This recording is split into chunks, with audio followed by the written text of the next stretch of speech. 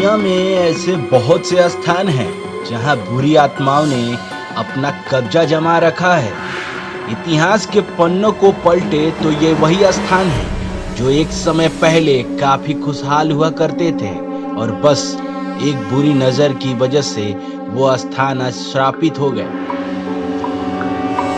जहां पहले चारों ओर खुशहाली हुआ करती थी, आज वो स्थान अंधेरों के बीच कहीं खो गया है। ऐसा ही एक स्थान है भानगढ़ का किला, जो अपनी भुतहा कहानियों को लेकर काफी चर्चाओं में है। शायद बहुत ही कम लोग यह जानते होंगे कि यह कहानियां नहीं बल्कि एक ऐसी खतरनाक सच्चाई है जिसे आज तक पीछा नहीं छुड़वाया जा सका है। किले के चारों ओर पहाड़ों की खूबसूरती है। इस किले के निर्माण में बेहतरीन शिल्प कलाओं का भी प्रयोग किया गया है और साथ ही इस किले में हिंदू देवी देवताओं के मंदिरों का भी निर्माण कराया गया है। भानगढ़ किले का निर्माण बेहद मजबूत पत्थरों से किया गया था, जो आज भी जस के तस है। लेकिन इस खूबसूरत भानगढ़ किले की एक भयानक सच्चाई इसके अंदर कैद है और वो है एक तांत्रिक श्राप, जिसकी वजह से आज भी इस किले में शाम ढलते ही रूहों और आत्माओं की आवाज आने लगती है। राजकुमारी रत्नावती बहुत खूबसूरत थी। आसपास के राज्यों के सभी राजकुमार उससे विवाह करना चाहते थे, लेकिन रत्नावती को कोई भी पसंद नहीं आता था।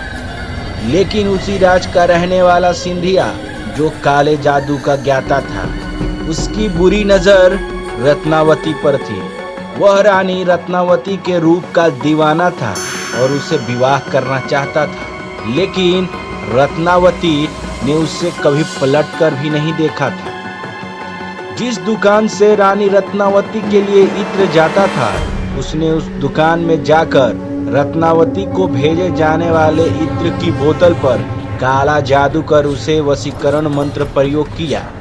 लेकिन उसके काले जादू का असर सिंधिया पर ही पलट गया और एक भारी भरकम पत्थर के नीचे आने से काले जादूगर सिंधिया की जान चली गई। लेकिन मरते मरते उसने राजकुमारी समेत पूरे भानगढ़ को यह श्राप दिया कि इस महल और भानगढ़ में रहने वाले सभी लोग मर जाएंगे और वो फिर कभी जन्म नहीं ले पाएंगे। उनकी आत्मा हमेशा इसी स्थान पर कैद रहेगी। सिंधिया की मौत के कुछ दिनों बाद भानगढ़ और अजबगढ़ के कत्लेआम कत्लेआम हुआ, जिसमें राजकुमारी रत्नावती समेत सभी भानगढ़ वासियों की मौत हो गई। बताया जाता है कि रात को इस किले में जाना पूरी तरह मनाही है, लेकिन जिन जिन लोगों ने वहां मौजूद आत्माओं की पड़ताल करने की कोशिश की, उनका कहना था कि रात के समय वहां औरतों की चीखें और सैनिकों के चलने की आवाजें आती हैं।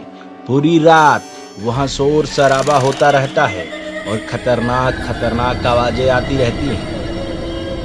अरण्य म्यूजिक के लिए ब्यूरो रिपोर्ट।